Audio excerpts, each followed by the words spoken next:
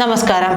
സ്ത്രീകൾക്കും കുട്ടികൾക്കുമെതിരെയുള്ള അതിക്രമങ്ങളിൽ പിണറായിയുടെ ഭരണത്തിൽ പൊറുതിമുട്ടുകയാണ് കേരളം. സ്ത്രീകൾക്കും കുട്ടികൾക്കുമെതിരെയുള്ള അതിക്രമങ്ങളിൽ പ്രതിപക്ഷം നിയമസഭയിൽ ആഞ്ഞടിച്ച അടിയന്തര പ്രമേയവുമായി എത്തുമ്പോൾ മറുപടി പറയാതെ സഭയിൽ നിന്ന് വിട്ടുനിന്ന മുഖ്യമന്ത്രി പിണറായി വിജയൻ മുങ്ങി.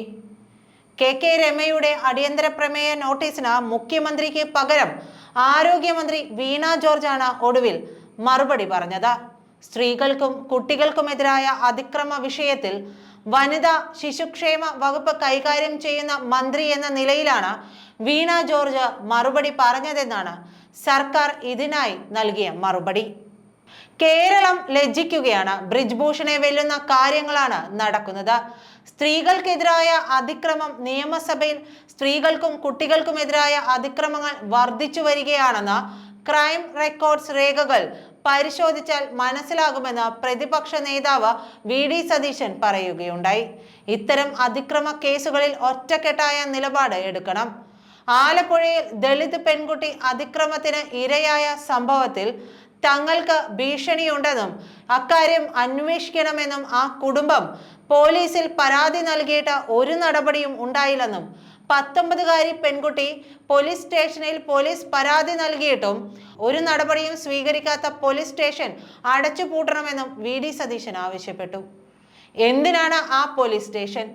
ആരെ സംരക്ഷിക്കാനാണ് നിങ്ങളുടെ പോലീസ് എന്ന് പ്രതിപക്ഷ നേതാവ് ചോദിച്ചു.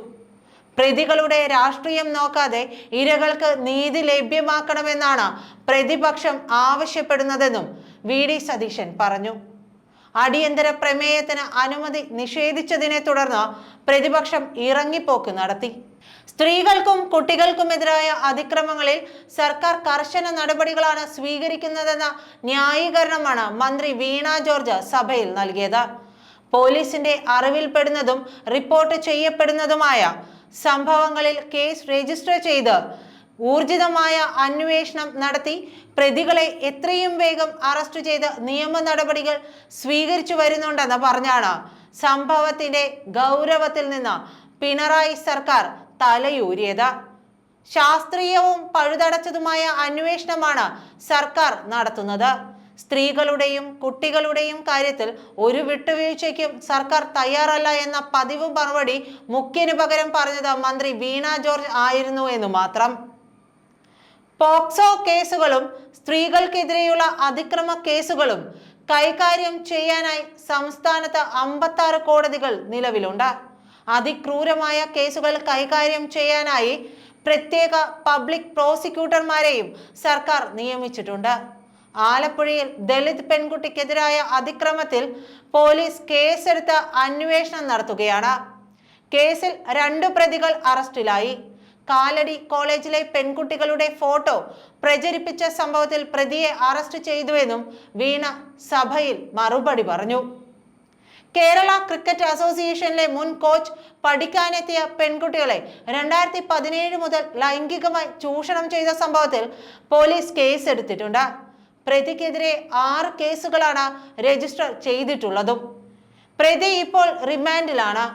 ബ്രിജ്ഭൂഷന്റെ കേസിൽ UP സർക്കാർ സ്വീകരിച്ചതുപോലുള്ള നടപടിയല്ല കേരള ക്രിക്കറ്റ് അസോസിയേഷനിലെ കോച്ചിന്റെ പീഡന കേസിൽ ഇടതുപക്ഷ സർക്കാർ സ്വീകരിച്ചതെന്നും അയാളെ അറസ്റ്റ് ചെയ്ത് ജയിലിൽ ഇട്ടിരിക്കുകയാണെന്നും മന്ത്രി വീണ ജോർജ് പറഞ്ഞു. ആർക്കും എപ്പോഴും കടന്നു ചെല്ലാവുന്ന നിർഭയം പരാതിയുമായി സമീപിക്കാവുന്ന സ്ഥലമായി പോലീസ് സ്റ്റേഷൻ മാറിയെന്ന ന്യായവാദവും മന്ത്രി വീണ ജോർജ് ഉന്നയിച്ചു. നന്ദി.